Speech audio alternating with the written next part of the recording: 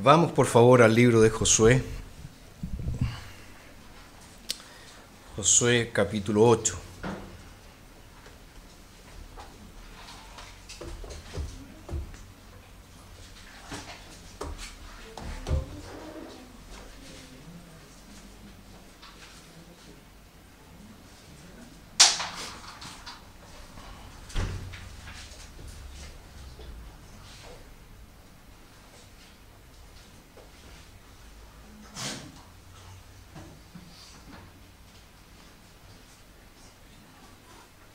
Escuchemos atentamente la palabra del Señor, palabra que es infalible, inerrante y suficiente.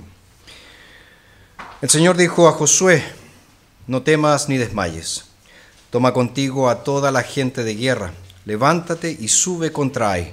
Mira, yo he entregado en tu mano al rey de Ai, a su pueblo, su ciudad y su tierra. Harás a Ai y a su rey como hiciste a Jericó y a su rey. Solamente tomarán para ustedes su botín y su ganado. Pon una emboscada en el lado occidental de la ciudad. Josué y toda la gente de guerra se levantaron para subir contra Ai. Josué escondió 30,000 hombres fuertes, a quienes envió de noche y les mandó diciendo: miren, pondrán una emboscada detrás de la ciudad.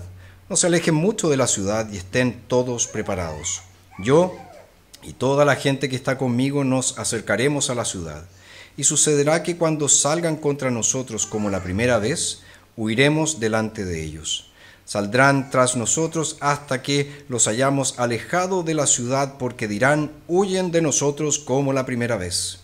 Huiremos pues delante de ellos, y ustedes se levantarán de la emboscada y se apoderarán de la ciudad, pues el Señor su Dios la entregará en la mano de ustedes. Y sucederá que cuando hayan tomado la ciudad, le prenderán fuego. Harán conforme a la palabra del Señor. Miren que yo se lo he mandado. Entonces Josué los envió, y ellos se fueron al lugar de la emboscada y se pusieron entre Betel y Ai, al oeste de Ai. Josué pasó aquella noche en medio del pueblo. Y levantándose Josué muy de mañana, pasó revista al pueblo. Luego subió delante del pueblo contra Ai, junto con los ancianos de Israel. Toda la gente de guerra que estaba con él subió y se acercó. Llegaron frente a la ciudad y acamparon hacia el norte de Ai, estando el valle entre ellos y Ai. Tomó unos 5,000 hombres y los puso en emboscada entre Betel y Ai, hacia el lado oeste de la ciudad. Así ordenaron a la gente: todo el campamento hacia el lado norte de la ciudad, y la guardia emboscada hacia el oeste de la ciudad. Y Josué pasó aquella noche en medio del valle. Sucedió que cuando el rey de Ai vio esto, los hombres de la ciudad se apresuraron, se levantaron muy de mañana y salieron al encuentro de Israel para combatir él y todo su pueblo frente al Arabá, en el lugar acordado, no sabiendo que le estaba puesta una emboscada detrás de la ciudad. Josué y todo Israel, fingiéndose vencidos ante ellos, huyeron por el camino del desierto. Todo el pueblo que estaba en Ai se reunió para perseguirlos, y persiguieron a Josué, siendo así alejados de la ciudad. No quedó hombre en Ai y en Betel que no saliera tras Israel. Y por perseguir a Israel dejaron la ciudad abierta. Entonces el Señor dijo a Josué: extiende la lanza que tienes en tu mano hacia Ai, porque yo la entregaré en tu mano. Josué extendió hacia la ciudad la lanza que tenía en su mano, y levantándose rápidamente de su lugar, los hombres que estaban en la emboscada corrieron cuando él extendió su mano y entraron en la ciudad. Así la tomaron y se apresuraron a prender fuego a la ciudad. Los hombres de Ai volvieron el rostro, y al mirar, he aquí que el humo de la ciudad subía al cielo, pero no les fue posible huir ni a un lado ni a otro, porque el pueblo que iba hacia el desierto se volvió contra los que lo perseguían. Josué y todo Israel, viendo que los de la emboscada habían tomado la ciudad y que el humo de la ciudad subía, se volvieron y mataron a los hombres de Ai. Los otros salieron de la ciudad a su encuentro, así estuvieron en medio de Israel, los unos por un lado y los otros por el otro. Los mataron hasta que no quedó ni un sobreviviente ni un fugitivo. También tomaron vivo al rey de Ai y lo llevaron ante Josué. Sucedió que cuando los israelitas acabaron de matar a todos los habitantes de Ai en el campo, en el desierto, donde ellos los habían perseguido, y cuando todos habían caído a filo de espada hasta ser exterminados, todos los israelitas se volvieron a Ai y mataron a todos a espada. El número de los que cayeron aquel día entre hombres y mujeres fue de 12,000, todos los de Ai, porque Josué no retrajo su mano que había extendido con la lanza hasta que destruyó a todos los habitantes de Ai. Los israelitas solo tomaron para sí el ganado y el botín de aquella ciudad conforme a la palabra que el Señor había mandado a Josué. Josué incendió Ai y la convirtió en un montículo de ruinas, una desolación hasta el día de hoy. Al rey de Ai le colgó de un árbol hasta el atardecer. Cuando el sol se ponía, Josué mandó que quitaran su cuerpo del árbol y lo echaran a la puerta de la ciudad, donde levantaron sobre él un gran montón de piedras que permanece hasta el día de hoy. Entonces Josué edificó en el monte Ebal un altar al Señor Dios de Israel, como Moisés, siervo del Señor, había mandado a los hijos de Israel, y como está escrito en el libro de la ley de Moisés, un altar de piedras sin labrar, sobre las cuales nadie había alzado herramienta de hierro. Sobre él ofrecieron holocaustos al Señor e hicieron sacrificios de paz. También escribió allí sobre las piedras en presencia de los hijos de Israel una copia de la ley de Moisés que él había escrito. Y todo Israel, sus ancianos, oficiales y jueces, tanto extranjeros como naturales, estaban de pie a ambos lados del arca delante de los sacerdotes levitas que llevaban el arca del pacto del Señor. La mitad de ellos estaba hacia el monte Gerizim y la otra mitad hacia el monte Ebal, de la manera que Moisés, siervo del Señor, lo había mandado para que bendijeran primeramente al pueblo de Israel.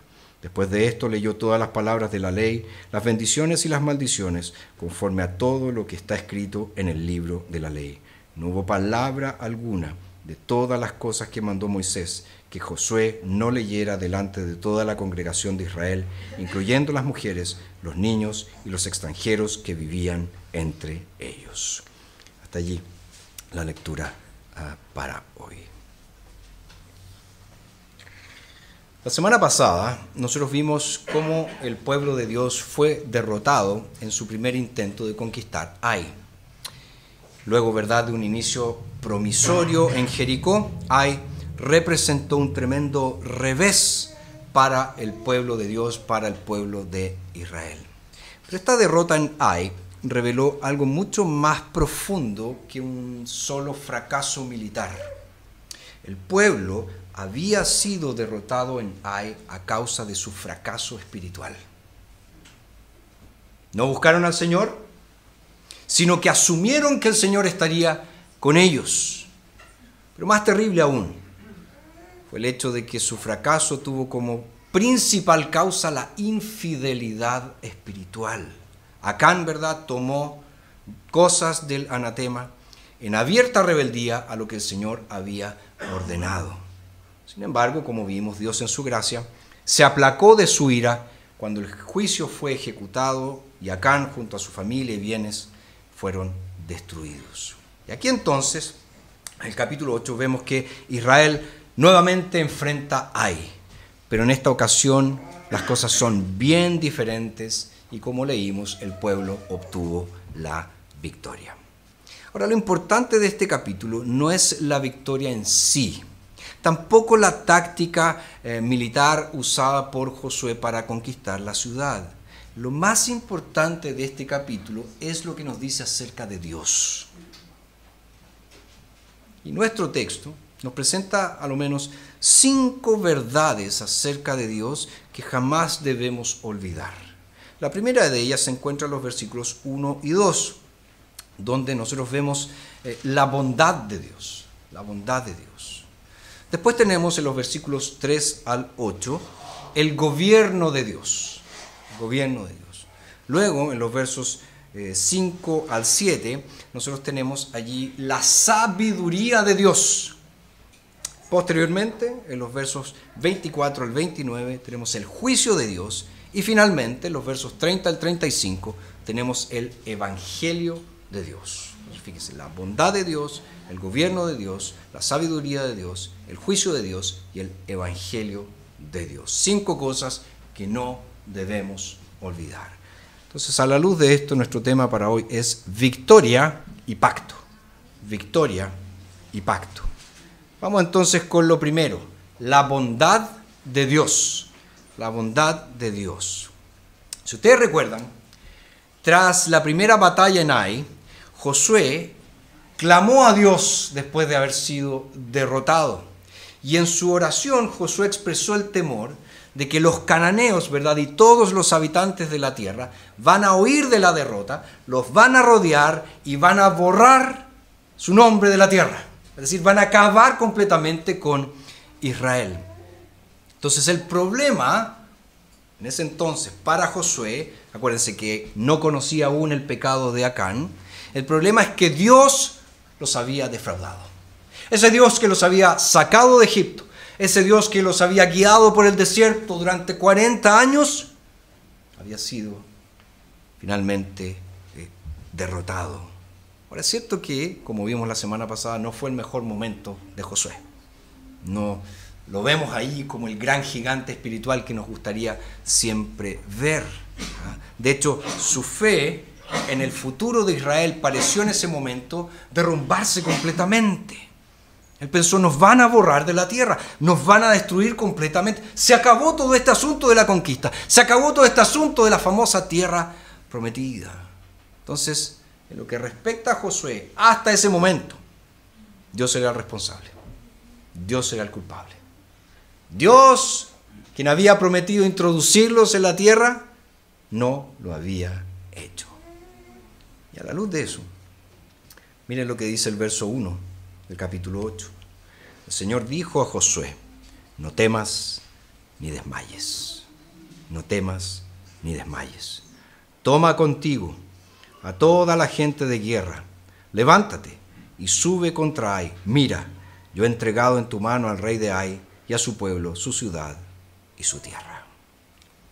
Aquí tenemos la primera evidencia de la bondad de Dios. ¿Por qué? Ya mencionamos la oración de Josué.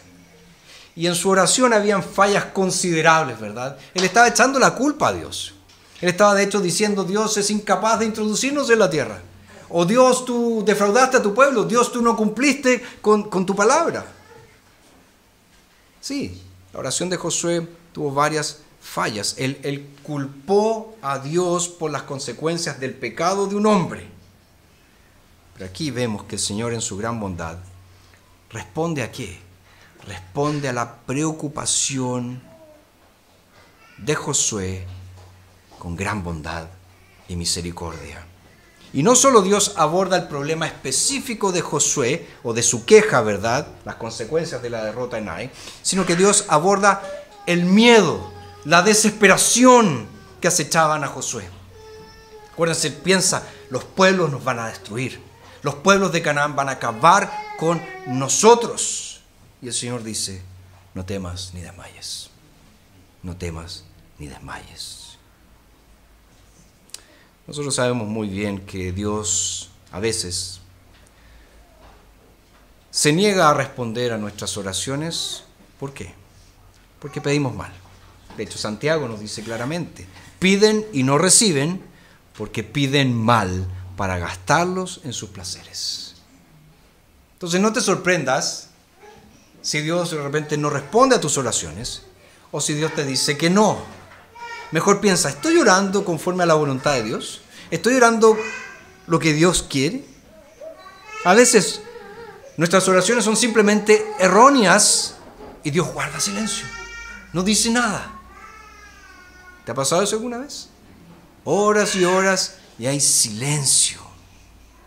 Pero ¿no te ha pasado otras veces que a pesar de todos los defectos de tu oración, todas las fallas de tu oración, todos los pensamientos erróneos en tu oración, estás orando y te acuerdas de un partido de fútbol, estás orando y te acuerdas del asado que quieres comer, en fin, ¿te ha pasado eso? Pero a pesar de todo eso, Dios responde, no solamente abordando el tema superficial, sino también la gran necesidad de tu corazón, que en el caso de Josué era este temor, este miedo de ser destruido. No siempre Dios nos da lo que nosotros le pedimos, pero Él siempre nos da lo que realmente necesitamos, lo que realmente necesitamos. Y Dios actúa de esa manera porque Él es así, porque Él es bondadoso. Y es tan fácil para nosotros olvidar eso. Es tan fácil que nosotros nos hagamos una imagen inadecuada de Dios y pensemos que Él es alguien implacable, es frío, es distante. Cuando en la verdad, Él es el Dios bondadoso, bondadoso con su pueblo, que Él se preocupa de nuestros corazones y que con su gracia y bondad nos colma de bendiciones a pesar de que no las merezcamos. Ahora, otra evidencia de la gran bondad de Dios la vemos en el versículo 2. Dice: harás a Ai y a su rey como hiciste a Jericó y a su rey. Solamente tomarán para ustedes su botín y su ganado. Solamente tomarán para ustedes su botín y su ganado. Hasta este momento, Dios le había dicho a Israel que ni siquiera tocara las cosas de estos pueblos que estaban conquistando. Porque eran cosas consagradas, cosas dedicadas a destrucción, cosas anatema, malditas, consideradas malditas. Por tanto, tenían que ser destruidas o depositadas, ¿verdad?, en el tesoro del Señor en el tabernáculo. Y fue, como ya vimos en el capítulo anterior, el malvado Acán, quien se apoderó de parte del botín, y todos sabemos cómo terminaron las cosas. Pero Dios aquí le dice a Israel a través de Josué: solamente tomarán para ustedes su botín y su ganado. Está diciéndoles: tomen parte del despojo de esta ciudad que van a conquistar. Ahora pensemos, porque esto es importante. Gran parte de la amargura del pecado reside en la insatisfacción que el pecado siempre, reside en la satisfacción que el pecado siempre promete pero que nunca da. Pero si nosotros tan solo confiáramos en la provisión de Dios, vamos a descubrir, ¿verdad?, que la gracia suple aquello que el pecado promete pero que nunca concede, que nunca da.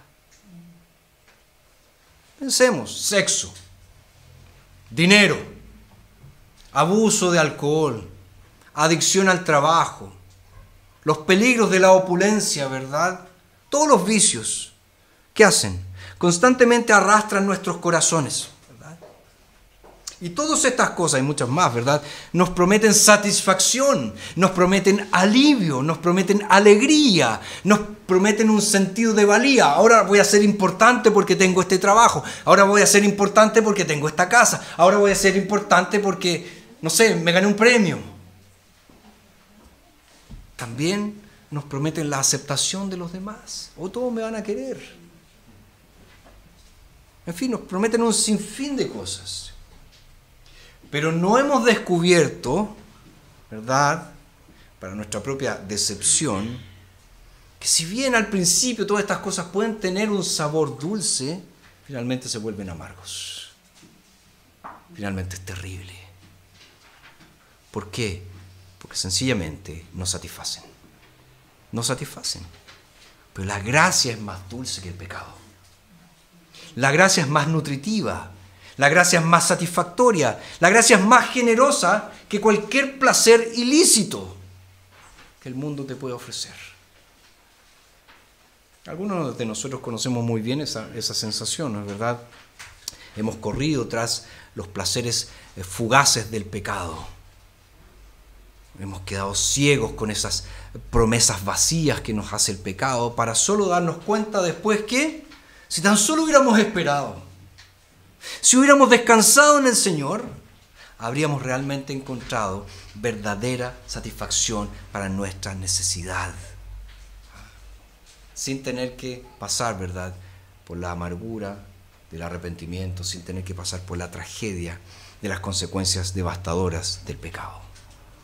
Piensen ustedes, si Acán tan solo hubiera esperado, no Jericó, ahí vas a poder sacar lo que quieres. ¿Cuántas veces nosotros somos así? No esperamos, queremos ya, ahora ya. No tengo plata, no importa, ahora ya. Me voy a endeudar, no importa, ahora ya. No quiero esperar, no quiero esperar. Así que escuchen. Cuando nosotros empezamos a pensar como Acán y creemos que Dios es restrictivo, creemos que Él es exigente, demasiado exigente en sus mandamientos, Cuando nos empezamos, o mejor dicho, cuando permitimos pensar así de su ley, ¿qué estamos haciendo? Estamos siguiendo nuestro propio camino y empezamos a buscar la satisfacción en nuestros propios términos. Yo voy a ser feliz a mi manera, como decía Sinatra, a mi manera. Y en ese instante perdemos de vista por completo la bondad de Dios. La perdemos de vista. Porque si tan solo pudiéramos ver la bondad de Dios, nunca correríamos tras los placeres del pecado. Pablo, ahí en Filipenses 4, él dice: mi Dios pues suplirá toda necesidad de ustedes conforme a sus riquezas en gloria en Cristo Jesús. Fíjense cómo lo presenta Pablo. Dice, Dios es rico y Él va a suplir toda necesidad tuya. ¿Conforme a qué? Conforme a sus riquezas en Cristo Jesús. Deja de pensar en los placeres mundanos. Mira la bondad de Dios. Mira la maravillosa bondad de Dios. Entonces, primera cosa, la bondad de Dios. Segunda cosa es el gobierno de Dios. El gobierno de Dios. Ya vimos que una de las razones del fracaso de Israel en su primera batalla contra Ai fue la arrogancia. ¿Se acuerdan? No buscaron a Dios. No esperaron en Dios. Simplemente ellos asumieron: Dios está de mi lado. Eso nos pasa a los cristianos. Soy cristiano, Dios está conmigo. Asumo que Él está conmigo. No lo busco. No me dedico a Él. Solamente asumo, no, Él está conmigo. Ellos asumieron que Dios lucharía por ellos, que Dios respaldaría su plan. Ahora, gracias a Dios, vemos que ese patrón no se repite ahora en la segunda batalla de Ai. De hecho, los versos 1 y 2 y siguientes, vemos que Dios es quien le dice a Josué qué tenía que hacer. ¿Qué tenía que hacer? Le dice: pon una emboscada en el lado occidental de la ciudad. O sea, la idea de la emboscada fue de Dios. No fue de Josué, no fue de su equipo estratégico, fue de Dios. Y después en los versos 3 en adelante, Josué informa los detalles a las tropas. Este es el plan de Dios, es esto lo que vamos a hacer. ¿Y qué es lo que vamos a hacer? Vamos a sacar al enemigo de la ciudad. Una parte del ejército va a ir hacia la ciudad, los de Ai nos van a ver, ya nos sacaron la mugre la primera vez, entonces van a decir: pan comido, vamos, seguimos allá, pero va a haber otra parte que va a estar escondida. Y cuando hayamos sacado todo el ejército de la ciudad, esa parte que está escondida va a entrar en la ciudad y le va a prender fuego. Y cuando veamos el humo saliendo, vamos a atacar, ellos van a atacar, sándwich, todos muertos. Eso en el fondo era. Sí, cierto, es una táctica devastadora. Y van a acabar con sus enemigos. Pero ojo, la estrategia es del Señor. Es el plan de Dios, no de Josué. De hecho, en el verso 18 encontramos que el inicio de la emboscada no se da hasta que Dios le dice, ¿verdad?, a Josué: extiende la lanza que tienes en tu mano hacia Ai, porque yo la entregaré en tu mano. Y ahí nos dicen versos más adelante que Josué no bajó la lanza que tenía en su mano hasta que Ai fue completamente destruida. Entonces, ¿cuál es el punto? El punto es bien sencillo. Dios establece el plan. Dios le dice a Josué cuándo comenzar el ataque y le dice que no debe detenerse hasta que el propósito de Dios para esa batalla se cumpla por completo, es decir, la destrucción de Ai. ¿Y cuál es la lección entonces? ¿Cuál es la lección para nosotros? Bueno, simplemente para poder estar seguros de que el poder de Dios está con nosotros, primero tenemos que asegurarnos de someternos a su gobierno. Él es el Señor, no yo. Él manda, yo obedezco. si queremos tener seguridad del poder de Dios, de su bendición, de su favor, tenemos que someternos a su gobierno. No puedes pretender obtener la bendición de Dios si no te estás sujetando a Dios, si no estás obedeciendo a Dios. Dios está al mando. Y lo dice claramente aquí. Y por eso cuando Josué, ¿verdad?, informa a las tropas acerca del plan, ¿qué es lo que les dice en la conclusión? Harán conforme a la palabra del Señor. Van a seguir el plan de Dios al pie de la letra. Y después les dice, miren, que yo se lo he mandado. En otras palabras, este no es mi plan. Este es el plan de Dios. Síganlo. Es el plan de Dios. Síganlo. Y esto es muy importante para nosotros, porque si queremos tener una vida exitosa, yo imagino que todos nosotros aquí queremos eso. Espero que ninguno de ustedes, no, yo quiero tener una vida miserable. Yo realmente quiero pasarlo mal. Eso es lo que quiero. Quiero estar enfermo, quiero que siempre esté nublado, no sé. Todos queremos una vida exitosa, queremos una vida fiel, una vida fructífera. Pero para eso tenemos que seguir la estrategia del Señor, no la nuestra. El plan del Señor, no el nuestro. Él da las órdenes, nosotros obedecemos. Él es el comandante en jefe del ejército, no nosotros. El gobierno es de Dios. Nosotros nos sometemos a su gobierno, le obedecemos a Él. Entonces recuerda siempre, no estás a cargo. No eres el capitán de tu barco. Ni siquiera estás a cargo de tu propio corazón. El corazón de los reyes, dice la Escritura, está en la mano del Señor. Y uno que no es rey, que es un simple plebeyo, ¿qué espera? También está allí, en la mano del Señor. Él está en el control. Entonces, el gobierno de Dios. Tercera cosa que el texto nos presenta es la sabiduría de Dios. La sabiduría de Dios. Ya lo hemos dicho. El texto es muy claro en señalar que el éxito del plan para conquistar esta ciudad, fíjense, dependió de su anterior fracaso. En el capítulo 7, nosotros vimos eso la semana pasada, como resultado, ¿verdad?, del pecado de Acán. Los israelitas fueron completamente derrotados. Huyeron ante los amorreos. Pero vemos ahora que en los versos 5 al 7, Josué dice, yo y toda la gente que está conmigo nos acercaremos a la ciudad. Y sucederá que cuando salgan contra nosotros como la primera vez, huiremos delante de ellos. Saldrán tras nosotros hasta que los hayamos alejado de la ciudad. Ojo, porque dirán, huyen de nosotros como la primera vez.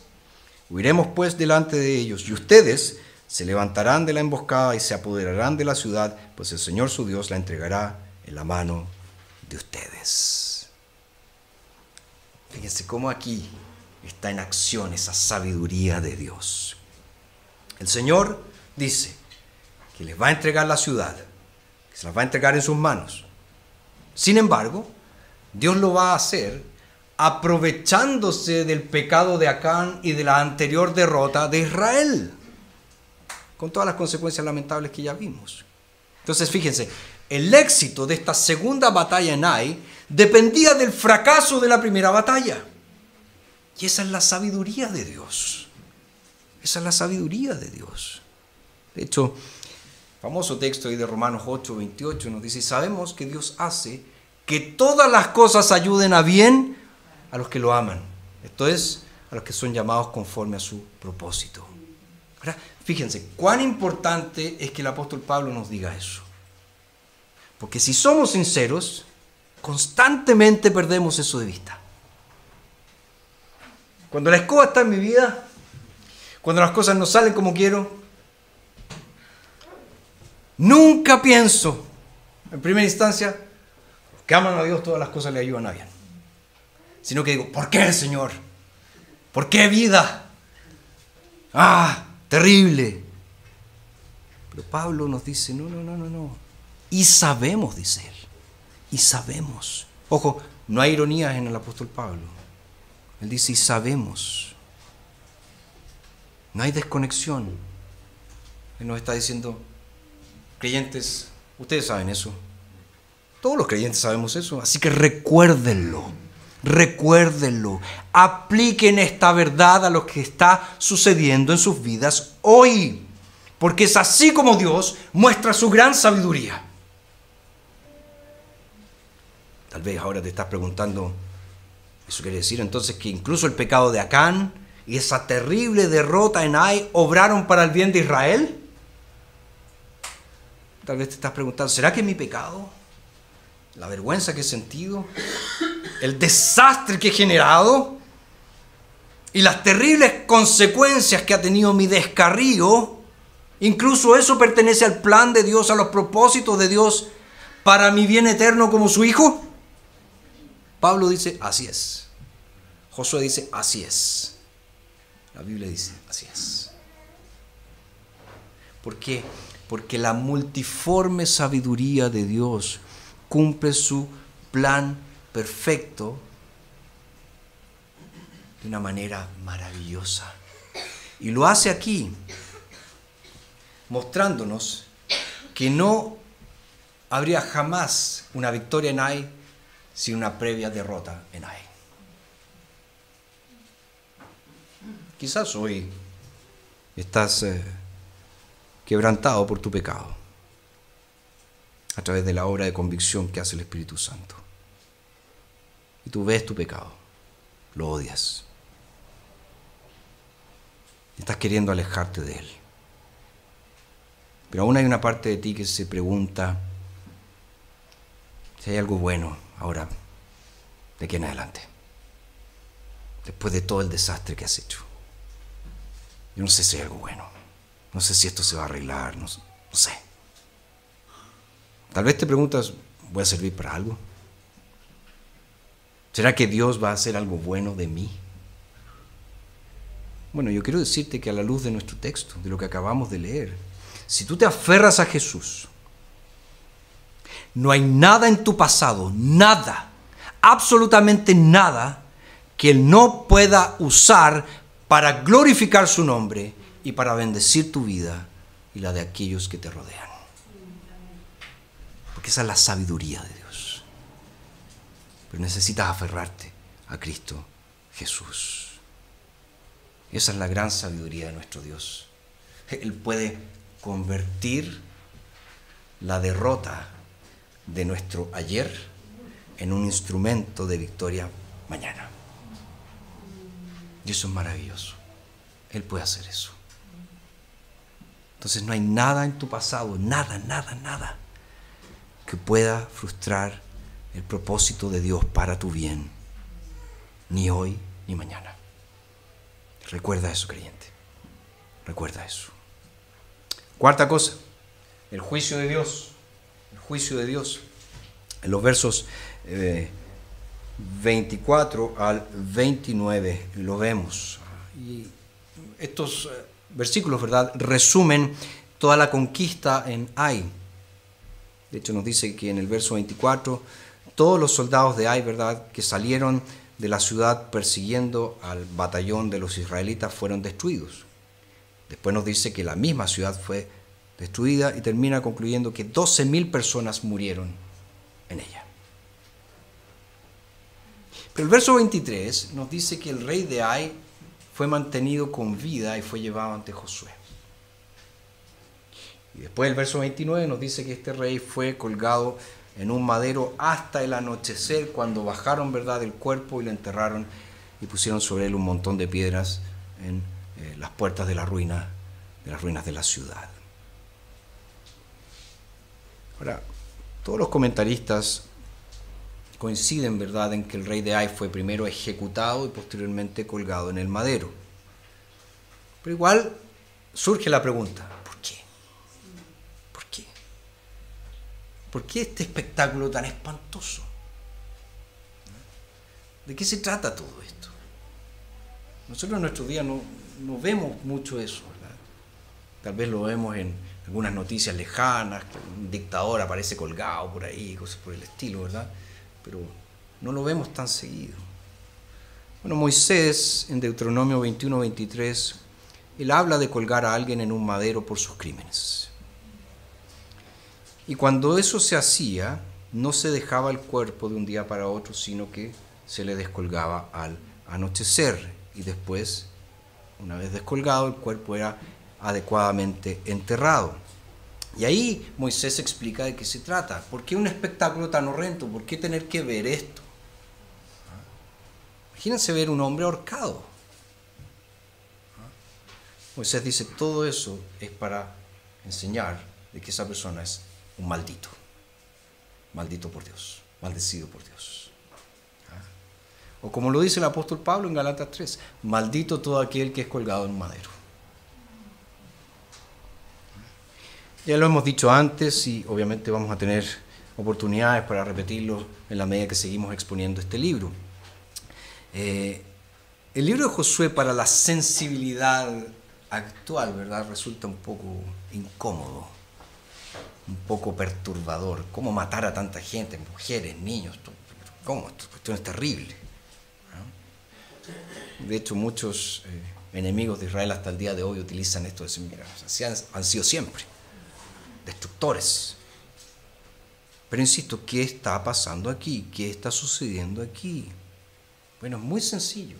La destrucción de Ai no es un acto de limpieza étnica por parte, ¿verdad?, de un pueblo invasor que está impulsado por la envidia, que está impulsado por la avaricia. Tampoco es una apropiación de tierras de manera ilícita. De hecho, la muerte y la exhibición del rey de Ai aluden, como ya les mencioné, a Deuteronomio 21-23 y nos quieren recordar, tanto a nosotros como a aquellos que lo presenciaron por primera vez, que lo sucedido allí es una expresión de la justa ira, del justo juicio de Dios. Es decir, aquí tenemos el juicio de Dios ejecutándose contra estos paganos.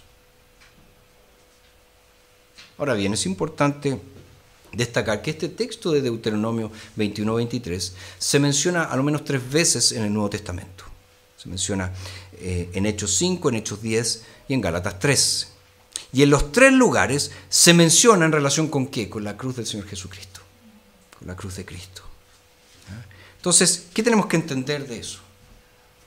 Que la cruz es una especie de madero maldito en el que Jesús fue crucificado por nosotros. Por eso Pablo dice, Cristo nos redimió de la maldición de la ley al hacerse maldición por nosotros, porque escrito está, maldito todo el que es colgado de un madero.